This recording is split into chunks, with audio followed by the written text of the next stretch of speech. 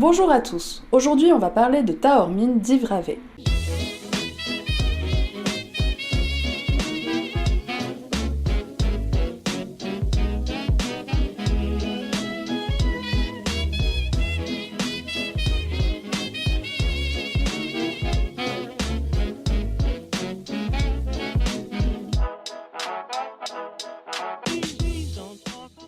Taormine, c'est le genre de livre qui est pour moi un cauchemar à critiquer, parce que formellement, j'ai pas grand chose à lui reprocher. C'est assez curieux parce que le narrateur s'attache aux détails, s'attache aux moindres gestes, ce qui donne au début un air de déposition ou de quelque chose de ressemblant. D'ailleurs, dans sa manière de prendre à partie sa femme, on a l'impression que ça donne plus de corps à ce qu'il dit. Puis cette intrusion des dialogues dans la narration, c'est assez original, même si je peine encore à en comprendre l'intérêt. Ça permet en tout cas de me garder éveillée, parce qu'autrement, je pique un peu du nez. Et je ne sais pas si c'est récurrent chez les éditions de minuit de nos jours, parce que je sais qu'à la base, c'est une maison d'édition qui est dans le renouvellement de la littérature, avec Beckett, avec le nouveau roman, mais je remarque qu'il me fait le même effet que le Tanguy Vielle de l'an dernier. Quelques twists formels, mais une langue un peu ronronnante, sobre, on va dire, pour fâcher personne. Il n'y a aucune maladresse, c'est propre, on sent qu'il maîtrise la langue. D'ailleurs, j'aime bien comment il dévie certains mots de leur usage. Son pull qui frissonne, par exemple, si je me souviens bien, c'est très intéressant, parce qu'on aurait tendance à écrire « elle frissonne »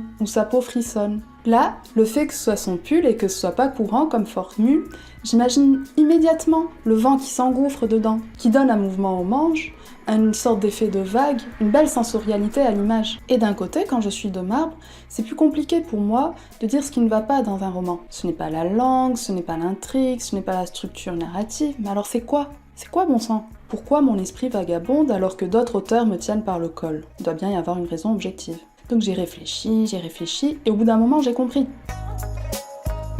Je pense encore une fois que c'est à cause de ces formes mi-figue, mi-raisin, ces romans trop courts pour dérouler une histoire, et pour être vraiment considérés comme des romans, et trop longs pour avoir la concision, l'esprit synthétique d'une nouvelle. Le seul qui m'avait vraiment enchanté dans ces dernières années, c'était Le Dimanche des mers de Graham Swift. Il était parvenu, en mettant en scène une journée, une seule journée, à mettre en perspective toute la vie d'une femme. Et ici, bien sûr qu'il y a un élément perturbateur. Bien sûr qu'on évite la psychologisation, ou trop de retour en arrière. On sent qu'il sait y faire, Ravet. Mais on évite aussi de vraiment s'intéresser à eux, de se sentir concerné par leur sort. En fait, je pense que cette forme bâtarde de roman est encore plus dure à exploiter qu'une forme classique. Parce que le lecteur attend forcément de la force, attend forcément de l'efficacité. Et vous savez que je déteste ce terme. Donc même malgré lui, il est comme sur la pointe des fesses, à ne pas trop vouloir s'affaler dans un canapé parce qu'il sait qu'il n'a que quelques minutes à attendre.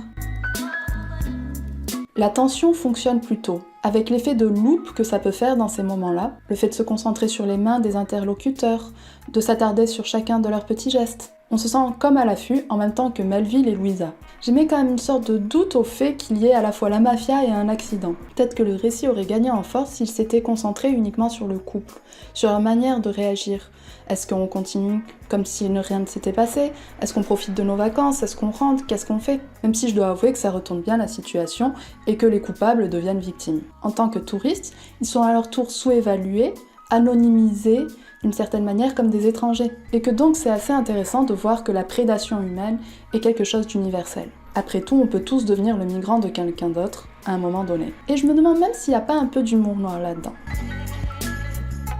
Il y a quelques petites incohérences, comme le fait que par exemple le narrateur ne comprenne pas l'italien, que ce soit sa femme qui lui serve d'interprète, mais que pourtant il arrive à saisir les sous-entendus et même parfois les messes basses. Mais ça me semble important quand même de préciser que ce roman est plus réussi que La Petite Menteuse par exemple, parce que déjà on peut commenter le texte, ce qui n'était pas forcément le cas avec La Petite Menteuse, mais qu'en plus on peut aller au-delà du texte. En moins de pages, il parvient à faire une œuvre esthétique symbolique. Et c'est maintenant le moment de s'attarder sur la symbolique de certaines scènes. L'angle abîmé de la voiture est assez intéressant de ce point de vue. Je sais, ça n'a aucune espèce d'importance. Nous avons le temps. Et nous devrons examiner d'un peu plus près l'aile avant droite. C'est pas anodin pour le lecteur que ça coïncide avec la découverte de leurs problèmes de couple. Le chômage de Melville, les tromperies de Louisa, dont avec le meilleur ami de Melville justement. C'est donc d'une certaine manière de l'angle mort des relations amoureuses qu'il s'agit. Des non-dits, de cette grande bête tapie dans l'ombre que l'on appellera le drame.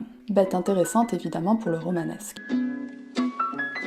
D'autre part, le fait que l'enfant percuté soit un migrant que le lieu de l'intrigue se tient dans un village près de la Méditerranée, me laisse penser qu'il y a aussi là-dedans une peinture des réactions occidentales concernant la crise migratoire et les drames qui en découlent. La découverte de l'enfant, par exemple, à côté la photo du corps de l'enfant tournée sur le flanc parmi les herbes, fait écho à celle du petit Aylan, échoué il y a quelques années de cela. Et donc culpabilité, besoin de cacher ce qui aurait pu être évité avec l'aide nécessaire, contraste entre la sérénité de la nature et l'effroi que ça produit, ce genre d'image, ce genre de fait.